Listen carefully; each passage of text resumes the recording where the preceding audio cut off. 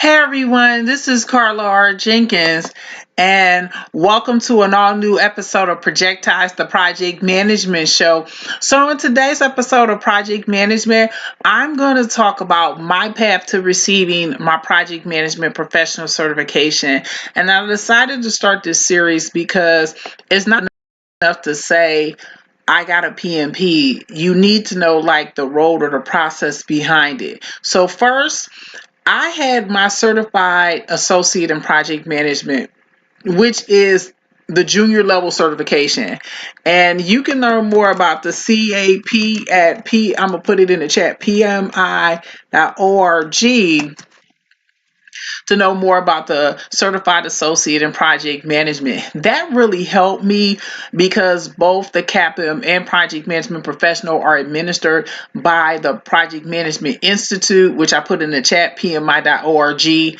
And just knowing the format and the project management body of knowledge, which both tests use, that really helped me become better at PMP. Furthermore, I received my CAPM in 2011. When I passed my PMP in 2013, I had nearly 2 years of experience. So I came into the PMP, one, with the junior level certification, two, with additional years of project management experience, and a fundamental knowledge of the project management body of knowledge. At that time, it was the fourth edition. Now we're in the sixth. Moreover, I got the PMP exam prep evening course through USDA grad school, and that's off of LaFont because at the time as I was in Washington, D.C., and I took it. Another certified PMP was teaching it, and having that level of flexibility of working during the day and taking it at night and taking the exam prep at night really helped me. Thanks. And it prepared me to pass the exam. Another thing I would say also is I took the Rita McClatchy book, which really helped me. I had all of the stuff. So a lot of people only do like the study guide, which is the physical book, or the flashcards. I had the whole test kit. I had that in an online simulator. And doing the online simulator helps you with your timing because at the time, I don't know how it is now, but you had to go into a physical testing center to take the project management professional exam, and being able to time yourself because it's 200 questions. 175 of those are through PMI. 25 of those questions are test questions, and they're throwaways, but you have 4 hours to pass the project management professional exam.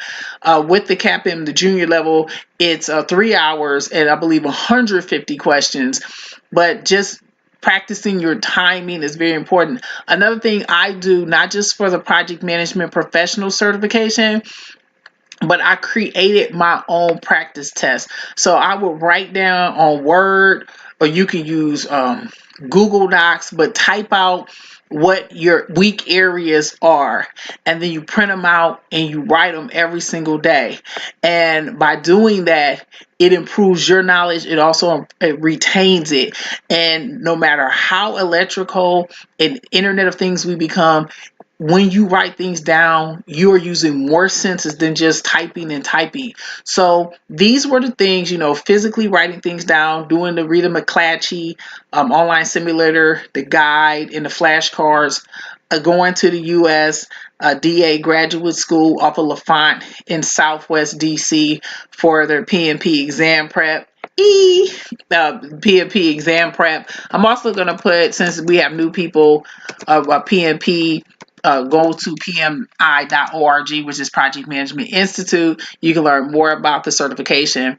But returning back to the list of what I did, doing my own practice exam so I could retain the knowledge, reading the project management body of knowledge. I took the Rita McClatchy PMP kit, which was the online simulator, the flashcards, and the study guide. I also previously had the certified associate in project management, which is the junior level certification that really helped me better understand the format. And then I also had an additional 2 years of project management professional certification.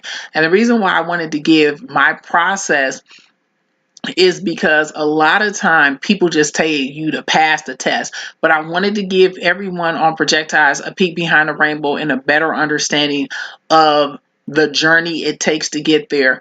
With Projectized, I named the show that because I believe everyone can do project management. Everything is a project. So even though you are looking at project management, and your title may not be project management. When I passed my PMP, I had program analyst as a job title. When I passed my certified associate in project management, I was an economist. So that's also another reason why I wouldn't discount and do this series and do this episode for my PMP path so that you wouldn't be intimidated. You do not need the title of project manager in order to sit for the exam. Another thing that I also want to talk to you about PMI.org is that there is an application process, and you do need to get 35 personal development units worth your credits. So my recommendation would be go on to PMI.org, look at the registered education provider, which are people who PMI has vouched for in getting the credits.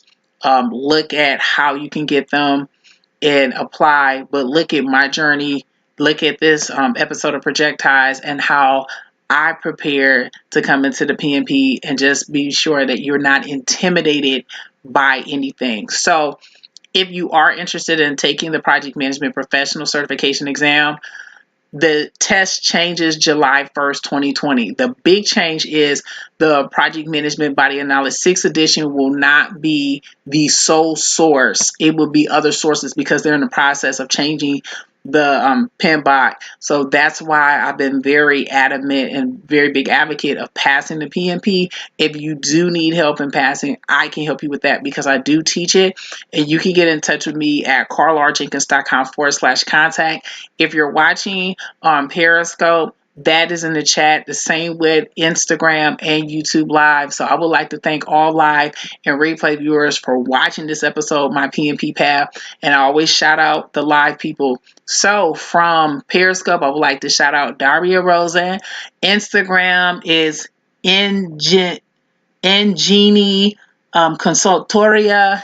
And then so I have Instagram Live, Periscope, and there's someone who's watching on YouTube but didn't comment. I would like to thank all live and replay viewers for taking out the time to watch this episode of Projectized, and I'll see you